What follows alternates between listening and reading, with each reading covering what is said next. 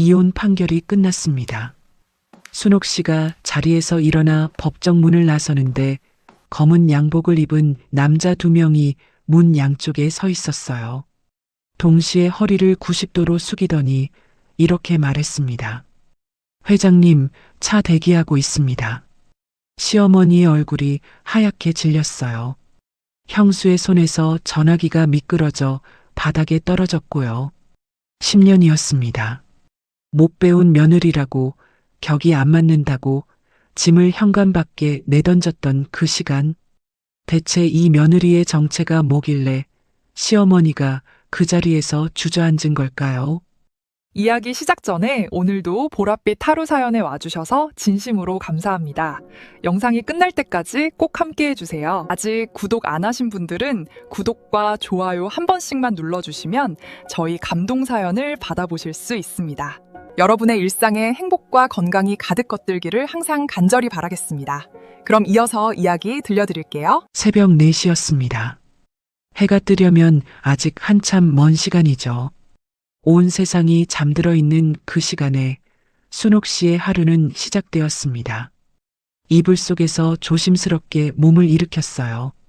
옆에 누운 남편 정호 씨가 깨지 않도록 숨소리까지 참으면서요. 맨발로 부엌에 들어서자 차가운 바닥이 발바닥을 훑고 지나갔습니다. 그 차가움에 순옥 씨는 이미 익숙했어요.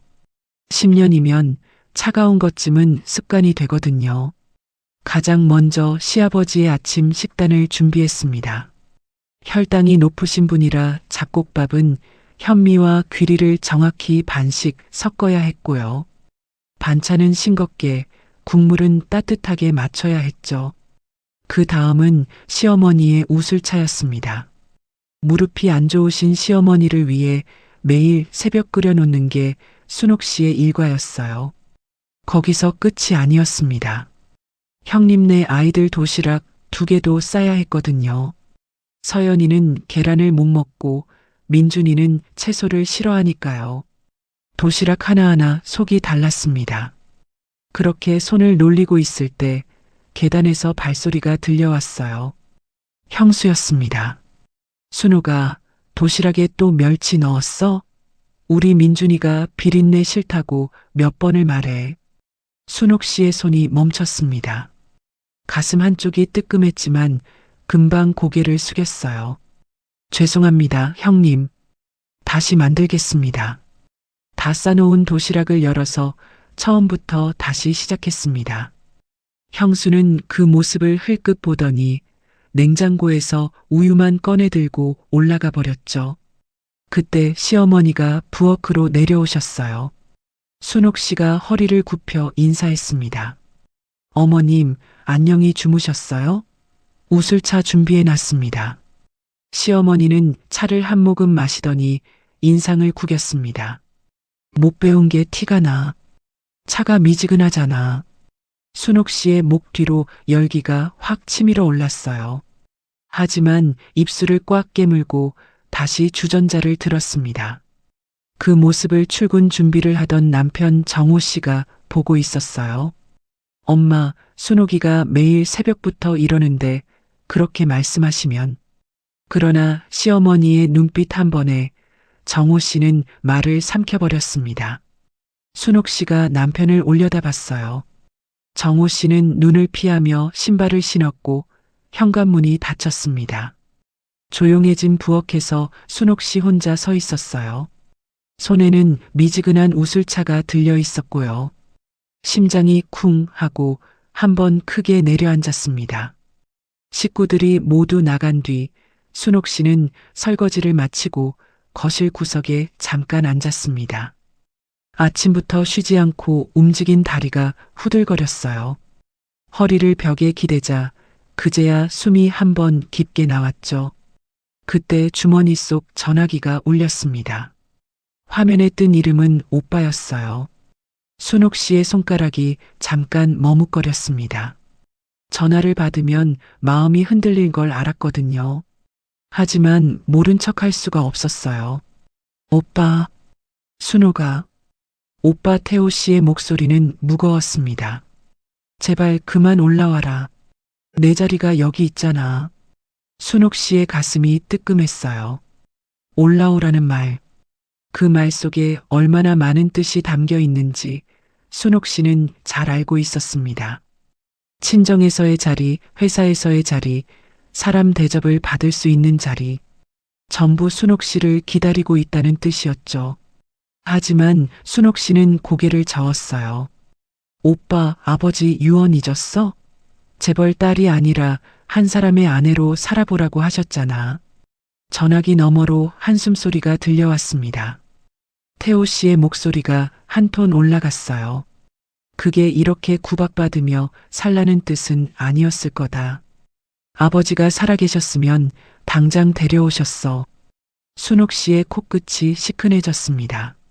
아버지, 돌아가시기 전 병상에서 순옥 씨의 손을 잡고 말씀하셨죠. 돈 때문에 널 좋아하는 사람 말고 너를 보는 사람을 만나거라. 그 말을 가슴에 새기고 시집을 왔던 겁니다. 순옥 씨가 떨리는 목소리를 가다듬었어요. 정호 씨는 나쁜 사람이 아니에요. 조금만 더 시간을 주세요, 오빠. 태호 씨는 한참을 말이 없었습니다. 결국 알았다라는 짧은 대답만 남기고 전화가 끊어졌어요.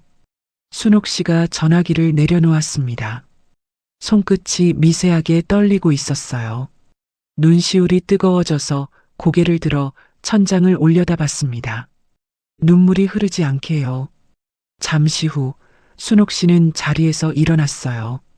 앞치마를 다시 메고 부엌으로 향했습니다. 시어머니 점심 준비를 해야 했거든요. 발걸음은 무거웠지만 멈추지는 않았습니다.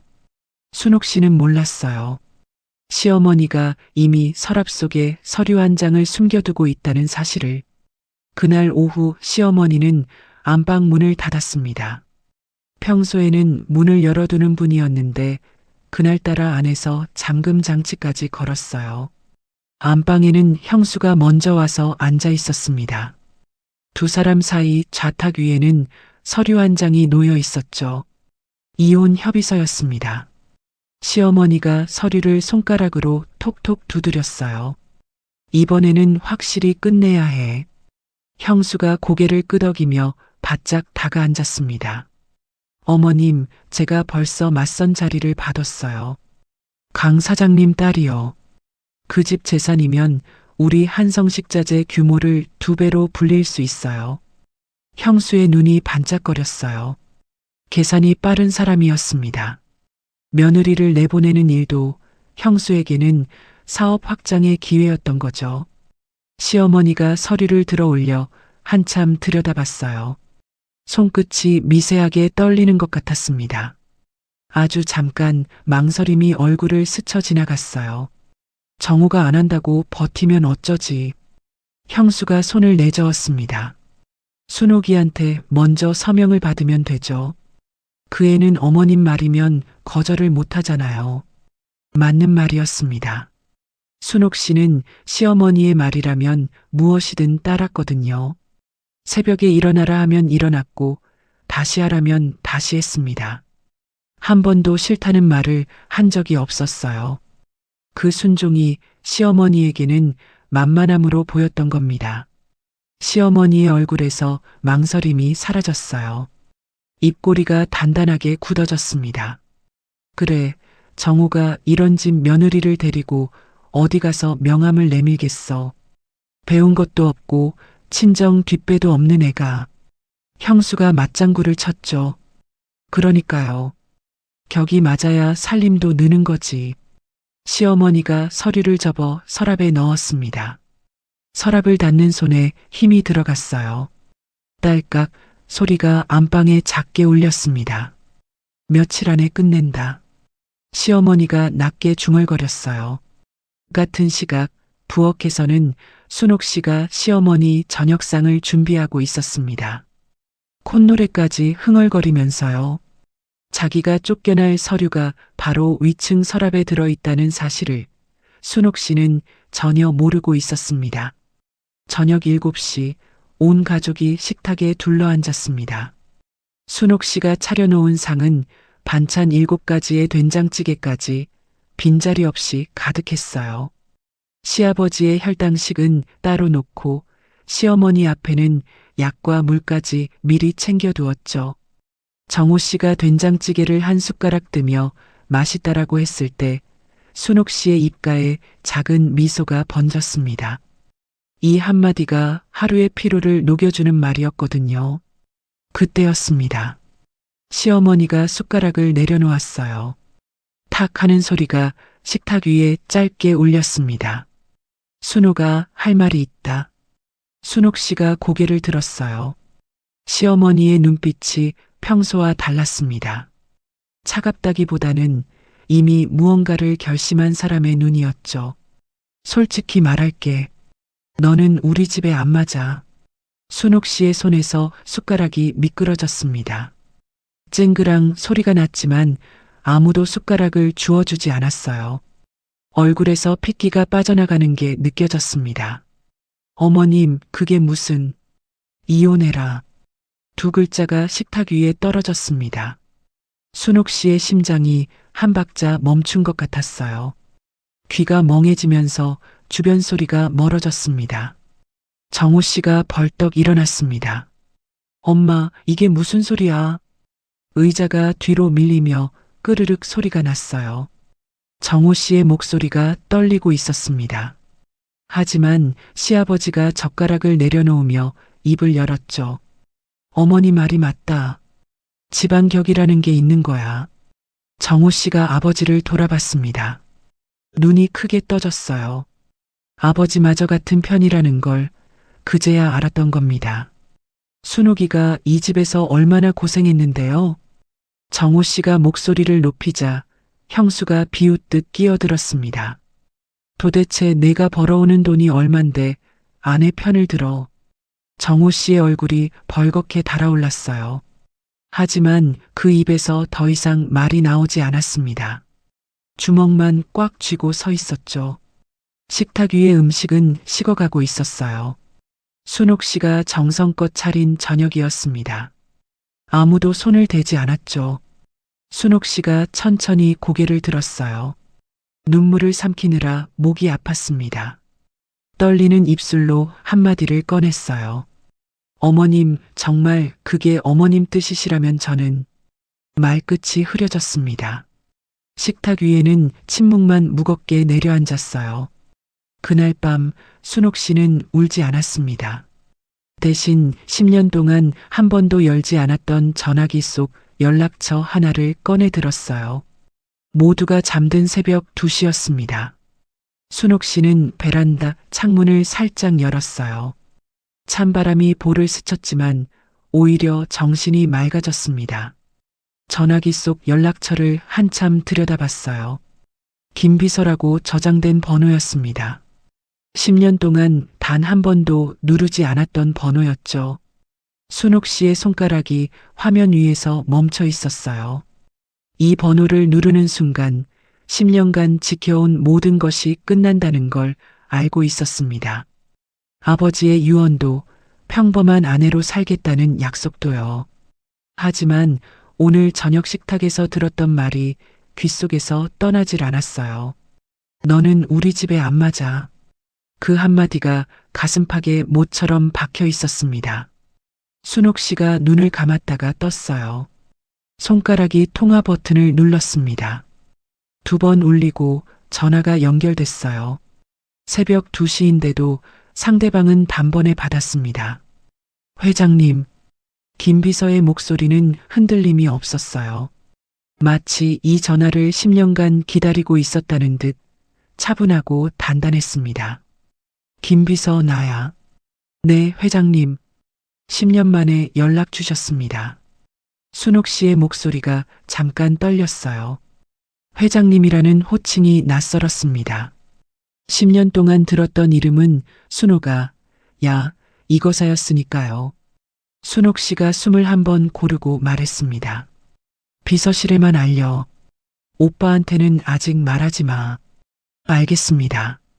그리고 회장님, 본사 이사회에서는 회장님 복귀를 항상 기다리고 있었습니다. 순옥 씨가 잠시 말이 없었어요. 복귀라는 단어가 입안에서 무겁게 굴러다녔습니다. 하나만 기억해. 내가 떠나더라도 이 집 사람들이 다치는 건 원치 않아. 조용히 처리해줘. 네, 명심하겠습니다. 전화가 끊어졌어요. 순옥 씨가 베란다에서 안방으로 돌아왔습니다. 남편 정호 씨가 깊이 잠들어 있었어요. 이불을 걷어차서 배가 드러나 있었습니다. 순옥 씨가 조용히 이불을 끌어 덮어 주었어요. 정호 씨의 이마에 붙은 머리카락을 손끝으로 쓸어 넘겼습니다. 손끝에 남편의 체온이 느껴졌어요. 미안해요, 여보. 목소리가 거의 들리지 않을 만큼 작았습니다. 순옥 씨의 눈에 눈물이 고였지만 끝내 흐르지는 않았어요. 며칠 뒤 평범한 오후였습니다. 순옥 씨는 거실에서 시어머니의 겨울 이불을 정리하고 있었어요. 햇볕이 잘 드는 날이라 빨래도 널고 장독대도 닦아 놓았죠. 마음 한켠이 무거웠지만 손은 쉬지 않았습니다. 시어머니가 서류 봉투 하나를 들고 거실로 내려왔어요. 표정은 평소보다 부드러웠습니다. 오히려 그게 이상했죠. 순옥아, 잠깐 이리 와봐. 순옥 씨가 이불을 내려놓고 다가갔습니다. 네, 어머님. 시어머니가 봉투에서 서류 두세 장을 꺼냈어요. 4명의 통장 정리 서류가 있어. 은행에서 보내온 건데 여기 도장 좀 찍어. 순옥 씨가 서류를 받아들었습니다. 위에 있는 종이에는 정말 통장 정리 관련 내용이 적혀 있었어요. 순옥 씨는 아래에 뭐가 있는지 넘겨볼 생각을 하지 못했습니다. 시어머니가 주신 서류를 의심한다는 건 순옥 씨에게는 있을 수 없는 일이었거든요. 여기요, 어머님? 그래, 거기. 순옥 씨가 도장을 꺼내 꾹 눌렀습니다. 붉은 인주가 종이 위에 선명하게 찍혔어요. 그 도장 자국 바로 아래 겹쳐진 종이 속에는 이혼 합의서가 숨어 있었습니다. 순옥 씨는 몰랐어요. 자기 손으로 자기가 쫓겨날 서류에 도장을 찍었다는 사실을요. 시어머니가 서류를 재빨리 챙겼습니다.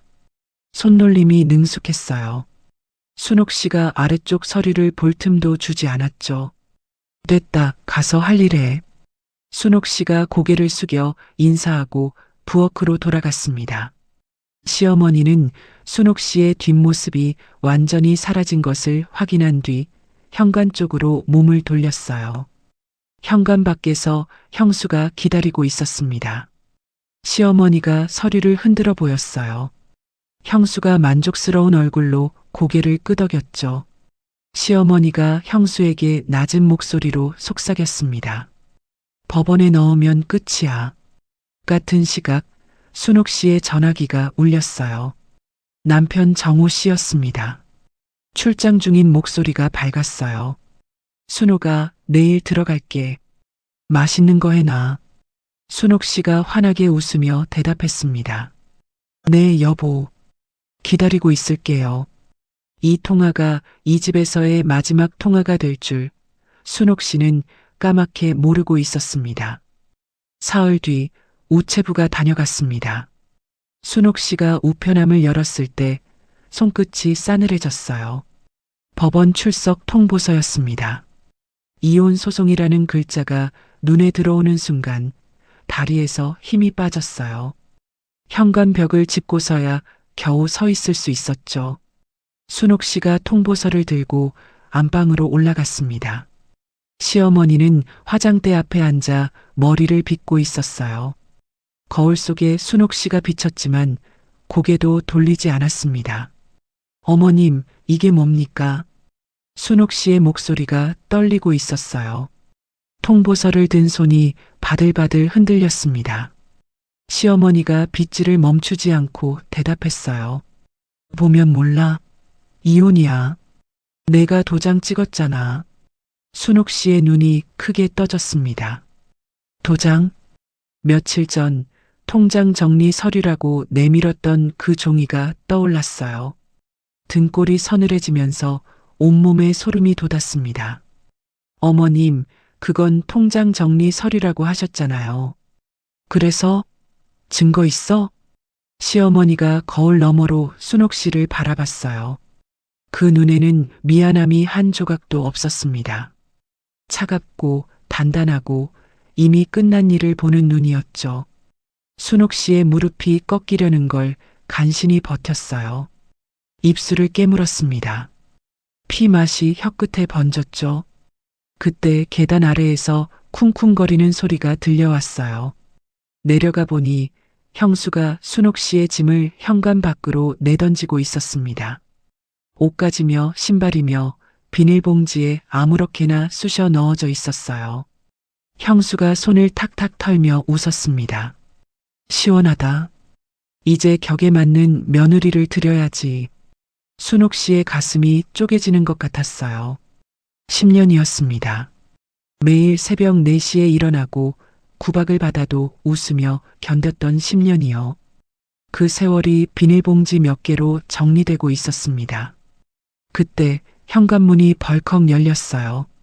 출장에서 급히 돌아온 정호 씨였습니다. 숨이 차 있었고 얼굴이 하얗게 질려 있었죠. 엄마, 이혼 서류가 왜 접수돼 있어? 시어머니가 정호 씨의 앞을 막아섰어요. 눈에 눈물을 글썽이며 말했습니다. 다 너를 위해서 한 거야. 이 엄마가 언제 너 나쁘라고 한 적 있었니? 정호 씨의 입이 벌어졌다가 닫혔어요.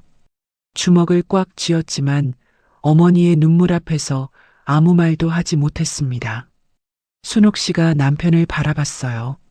눈빛이 마주쳤습니다. 정호 씨의 눈에 미안함이 가득했지만 입에서 나오는 말은 없었죠. 순옥 씨가 먼저 시선을 거뒀어요. 현관 밖에 던져진 비닐봉지 중 가방 하나만 집어들었습니다. 정호 씨, 괜찮아요. 당신 어머니잖아요. 목소리는 담담했지만 가방을 쥔 손등에 핏줄이 붉어져 나와 있었어요. 순옥 씨가 대문을 나섰습니다. 아무도 붙잡지 않았어요. 그 시각 서울 강남 한복판의 30층짜리 빌딩에서는 비상이사회가 소집되고 있었습니다. 순옥 씨가 시댁 대문을 나선 그 발걸음은 멈추지 않았습니다. 택시를 타고 도착한 곳은 서울 도심 한가운데 우뚝 솟은 건물이었어요. 강상그룹 본사 30층짜리 유리 빌딩이었죠. 로비에 들어서자 대리석 바닥이 구두 소리를 또렷하게 울렸습니다. 김 비서가 로비 한가운데 서 있었어요. 그 뒤로 임원 6명이 일렬로 도열해 있었습니다. 순옥 씨가 다가가자 7명이 동시에 허리를 숙였어요. 회장님, 오래 기다렸습니다. 그 인사가 로비 전체에 울려 퍼졌습니다. 지나가던 직원들의 시선이 일제히 쏠렸어요. 순옥 씨의 심장이 세게 뛰었습니다. 10년 만이었거든요. 누군가가 자기 앞에서 허리를 숙인 것이 시댁에서는 늘 고개를 숙이는 쪽이 순옥 씨였으니까요. 엘리베이터를 타고 최상층에 도착했습니다. 회장실 문이 열리자 창밖으로 서울 전경이 한눈에 내려다 보였어요. 해가 지는 하늘 아래 도시의 불빛이 하나둘 켜지고 있었죠. 순옥 씨가 창가에 잠깐 멈춰 섰습니다. 불과 1시간 전까지 비닐봉지에 담긴 짐을 들고 쫓겨났던 사람이 지금 이 도시를 내려다보고 있었어요. 김 비서가 조심스럽게 다가왔습니다. 회장님, 한 가지 보고 드릴 것이 있습니다. 말해. 시댁 되시는 한성식자재의 주요 거래처가 저희 그룹 계열사입니다. 전체 매출의 70% 이상이 저희 쪽에서 나가고 있고요. 순옥 씨의 눈이 잠깐 흔들렸어요. 10년 동안 몰랐던 사실이 아니었습니다. 알고 있었지만 한 번도 건드리지 않았던 거였죠. 순옥 씨가 창밖을 바라보며 단호하게 말했어요. 그거는 건드리지 마. 내가 나온 것과 거래는 별개야. 김 비서가 고개를 숙였습니다. 네, 알겠습니다. 대답은 했지만 김 비서의 얼굴에 안타까움이 스쳤어요. 10년간 회장님의 빈자리를 지켜온 사람이었습니다. 그 세월 동안 회장님이 어떤 대접을 받았는지 김 비서도 다 알고 있었거든요. 순옥 씨는 회장 의자에 앉지 않았어요. 창가에 선 채로 어두워지는 서울 하늘을 바라봤습니다. 손끝이 미세하게 떨리고 있었지만 눈빛은 흔들리지 않았어요. 다음 날 아침 회장실 문이 벌컥 열렸습니다. 태호 씨였어요. 강상그룹 부회장이자 순옥 씨의 친오빠였죠. 넥타이가 비뚤어져 있었고 눈이 벌겋게 충혈되어 있었습니다. 밤새 소식을 듣고 달려온 게 분명했어요. 순옥아. 태호 씨의 목소리가 갈라졌습니다. 동생의 얼굴을 보자마자 턱이 딱딱하게 굳었어요. 도대체 10년 동안 무슨 꼴을 당한 거야? 순옥 씨가 커피잔을 내려놓으며 담담하게 대답했습니다. 오빠 괜찮아. 내가 선택한 거였어. 태호 씨의 주먹이 부르르 떨렸어요. 괜찮다는 말이 오히려 가슴을 후벼 팠습니다. 새벽마다 일어나 남의 집 살림을 하고 구박을 받으면서도 웃었을 동생을 생각하니 눈앞이 뿌얘졌어요. 내가 괜찮아도 나는 안 괜찮아. 태호 씨가 한 발 다가서며 말했습니다. 목소리에 힘이 잔뜩 들어가 있었어요. 아버지 제삿날에도 못 오게 한 사람들이야. 추석에 친정 다녀오겠다는 말 한마디 못 꺼내게 만든 집이라고. 순옥 씨의 눈이 잠깐 흔들렸어요. 아버지 제삿날. 시어머니가 시집간 딸이 친정 제사는 무슨 일하며 막았던 기억이 떠올랐습니다. 그날 밤 화장실에서 혼자 울었던 것까지요. 하지만 순옥 씨는 고개를 저었어요. 오빠, 제발 거래권은 건드리지 마. 약속해. 태호 씨는 대답하지 않았습니다. 입술을 꽉 다문 채 회장실을 나갔어요. 복도에서 김 비서가 기다리고 있었습니다. 태호 씨가 걸음을 멈추고 낮은 목소리로 말했어요. 한성식자재와의 모든 거래 계약서를 가져와. 김 비서의 얼굴이 굳었습니다. 회장님께서 건드리지 말라고 하셨는데요. 태호 씨가 김 비서를 똑바로 바라봤어요. 눈에 물기가 어려 있었지만 목소리는 단단했습니다. 내 동생을 그렇게 대한 집안과 장사를 할 수는 없어. 부회장 권한으로 진행해. 김 비서가 잠시 망설이다가 고개를 숙였어요. 알겠습니다. 시어머니가 거래처 해지 통보 전화를 받은 것은 새 며느리 맞선을 보러 가는 길 위에서였습니다. 이혼 재판 당일이었습니다. 법원 복도는 조용했어요. 구두 소리와 서류 넘기는 소리만 간간히 들려왔죠. 법정 안 오른쪽에 시어머니와 형수, 시아버지가 나란히 앉아 있었습니다. 시어머니의 표정은 담담했어요. 이미 이긴 싸움이라고 생각하는 사람의 얼굴이었죠. 형수는 연신 전화기를 들여다보고 있었습니다. 새 며느리 맞선 사진을 확인하고 있었던 거예요. 정호 씨는 반대편에 혼자 앉아 있었습니다. 얼굴이 초췌했어요. 수염도 깎지 않았고 양복은 구겨져 있었죠. 며칠째 잠을 못 잔 사람의 눈이었습니다. 법정 문이 열렸어요. 순옥 씨가 들어왔습니다. 시어머니가 순옥 씨를 흘끗 봤어요. 단정한 검정 정장 차림이었습니다. 시댁에서 앞치마를 두르던 모습과는 전혀 달랐어요. 시어머니는 대수롭지 않게 시선을 거뒀습니다. 판사가 이혼 합의서의 서명 경위를 물었어요. 피고 측 서명 당시 상황을 설명해 주시겠습니까? 순옥 씨가 자리에서 일어났습니다. 목소리는 차분했어요. 재판장님, 저는 통장 정리 서류로 알고 도장을 찍었습니다. 속아서 서명한 겁니다. 법정이 술렁였어요. 시어머니의 눈이 커졌지만 순옥 씨가 다음 말을 이었습니다. 하지만 이혼에 동의합니다. 시어머니의 입꼬리가 살짝 올라갔어요. 속으로 쾌재를 부른 겁니다. 형수도 전화기를 내려놓으며 고개를 끄덕였죠. 정호 씨가 고개를 떨궜습니다. 어깨가 가늘게 떨리더니 눈물 한 방울이 양복 무릎 위에 떨어졌어요. 판사가 판결문을 읽었습니다. 이혼이 확정되는 순간 법정 안은 고요했어요. 순옥 씨가 자리에서 일어났습니다. 돌아보지 않고 법정 문을 향해 걸었어요. 구두 소리가 또각또각 울렸죠. 문이 열렸습니다.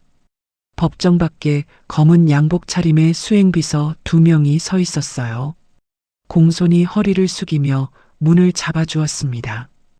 회장님, 본사에서 이사회가 대기 중입니다. 법정 안이 얼어붙었어요. 시어머니의 입이 벌어졌고 형수의 전화기가 손에서 미끄러졌습니다. 회장님? 시어머니의 목소리가 갈라졌습니다. 제대로 된 말이 나오지 않았어요. 순옥 씨는 대답하지 않았습니다. 수행비서가 잡아준 문을 지나 법원 로비로 걸어 나갔어요. 등이 고닫고 걸음에 흔들림이 없었습니다. 로비로 나오자 풍경이 달라져 있었어요. 검은색 의전 차량 세대가 법원 정문 앞에 줄지어 서 있었습니다. 차량 옆으로 경호원 4명이 도열해 있었고요. 김 비서가 차 문을 열며 한 발 물러섰습니다. 회장님, 이쪽으로 오시죠. 법원 로비에 있던 사람들의 시선이 일제히 쏠렸어요. 수군거리는 소리가 웅웅 퍼져나갔습니다. 그때 뒤에서 허둥지둥 뛰어오는 발소리가 들렸어요. 시어머니였습니다. 구두 한 짝이 벗겨진 것도 모르고 달려왔어요. 순옥아, 이게 무슨 내가 누구야? 순옥 씨의 발걸음이 멈추지 않았습니다. 돌아보지도 않았어요. 김 비서가 시어머니 앞을 가로막았습니다. 냉정하고 단단한 목소리였어요. 대한민국 3대 식품 유통 그룹 강상그룹 회장이십니다. 함부로 말씀하지 마십시오. 시어머니의 얼굴에서 핏기가 싹 빠졌습니다. 강상그룹. 한성식자재의 전체 매출을 쥐고 있는 그 이름이었어요. 그 그룹의 회장이 10년 동안 자기 부엌에서 앞치마를 두르고 있었다는 겁니다. 시어머니의 다리에서 힘이 빠졌어요. 무릎이 접히며 로비 바닥에 주저앉았습니다. 온몸이 떨리고 있었죠.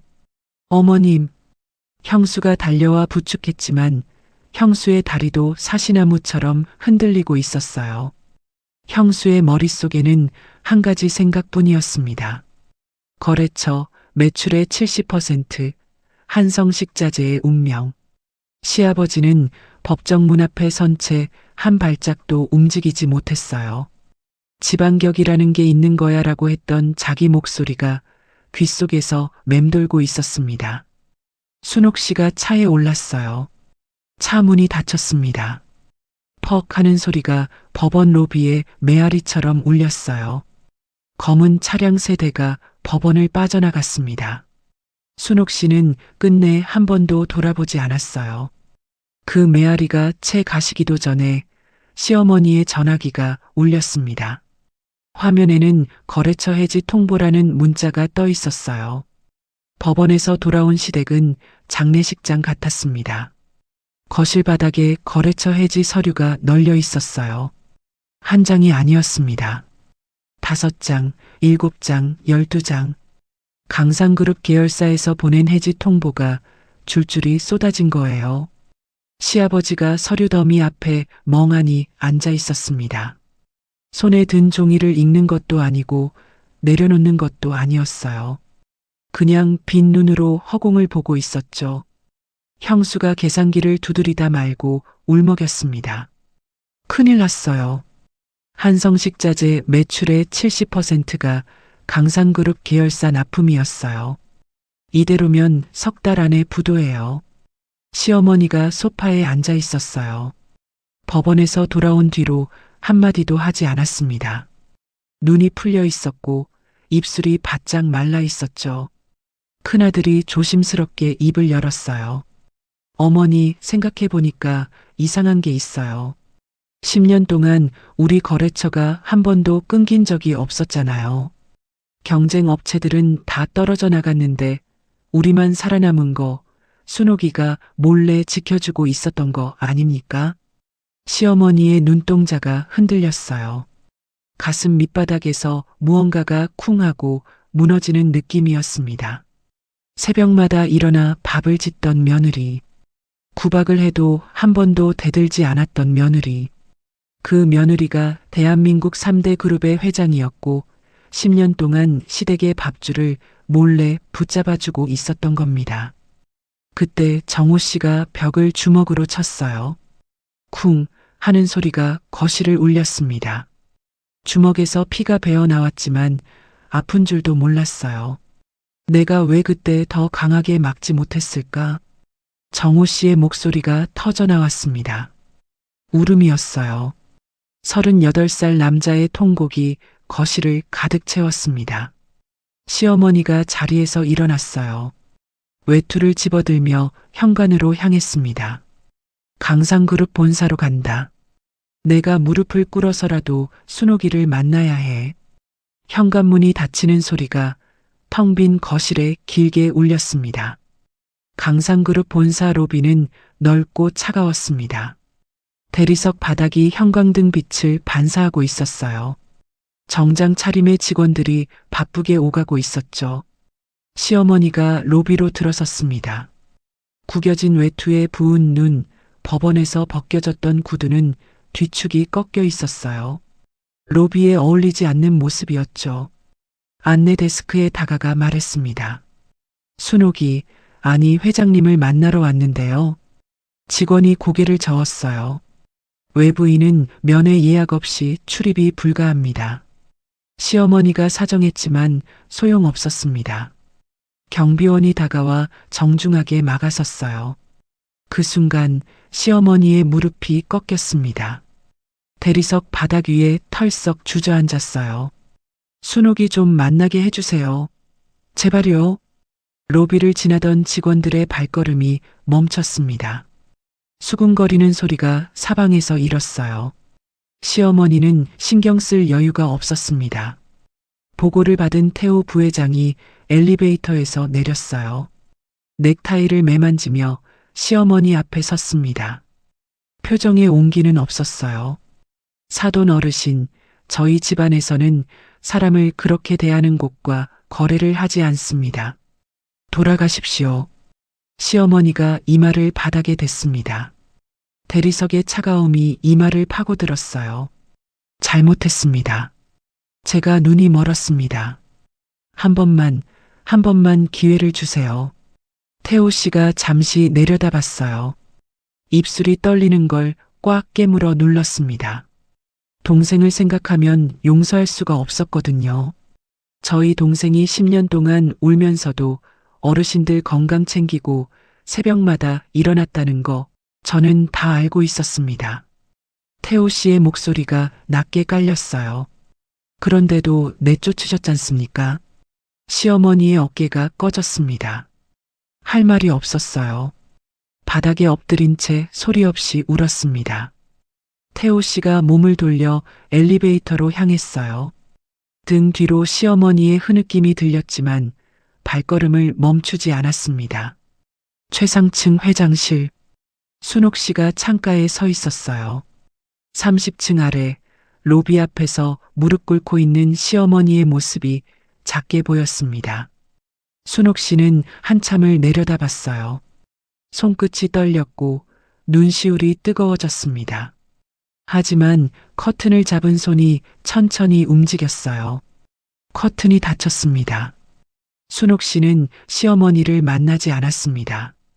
대신 그날 밤 택배 하나를 보냈어요. 받는 사람은 남편 정호 씨였습니다. 다음 날 저녁 정호 씨는 텅 빈 집에 혼자 앉아 있었어요. 순옥 씨가 떠난 뒤로 집안에서 밥 짓는 냄새가 사라졌습니다. 새벽에 깨워주는 사람도, 현관에 불을 켜두는 사람도 없었죠. 초인종이 울렸어요. 택배 상자 하나가 문 앞에 놓여 있었습니다. 보낸 사람 이름은 없었어요. 상자를 열자 낡은 가계부 한 권이 들어 있었습니다. 그 옆에 거래처 명함 5장이 가지런히 놓여 있었어요. 가계부를 펼쳤습니다. 첫 장부터 빼곡한 글씨가 가득했어요. 순옥 씨의 손글씨였습니다. 시아버지 혈당 수치가 날짜별로 적혀 있었어요. 시어머니 관절약 복용 시간, 조카 서연이 알레르기 목록, 민준이 학교 행사 날짜까지 10년치 기록이 한 장도 빠짐없이 채워져 있었습니다.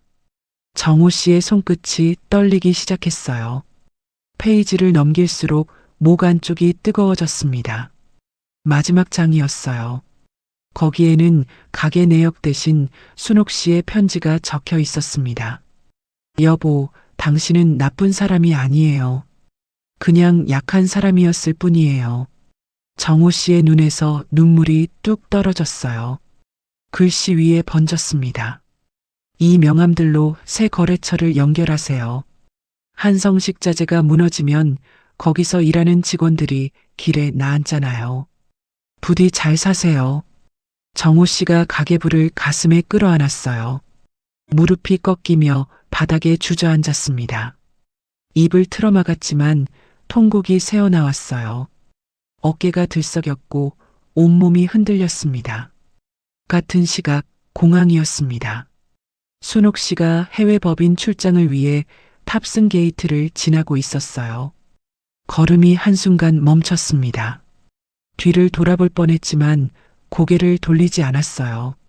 비행기가 활주로를 달려 하늘로 떠올랐습니다. 순옥 씨의 눈에서 한 줄기 눈물이 흘렀어요. 창밖으로 서울의 불빛이 점점 작아졌습니다. 끝까지 들어주셔서 진심으로 감사드립니다. 오늘의 사연은 여기까지였습니다. 여러분, 진짜 품격이란 뭘까요? 무릎 꿇게 만드는 힘이 아니라 끝까지 미워하지 않고 떠날 수 있는 단단함이 아닐까요? 오늘 사연 어떠셨나요? 여러분의 소중한 생각을 댓글로 남겨주세요. 그리고 이 사연이 가슴에 남으셨다면 좋아요와 구독 한 번만 부탁드려요. 여러분의 그 한 번이 다음 이야기를 만드는 큰 힘이 됩니다. 그럼 다음 사연에서 다시 뵙겠습니다. 보랏빛 하루 사연이었습니다.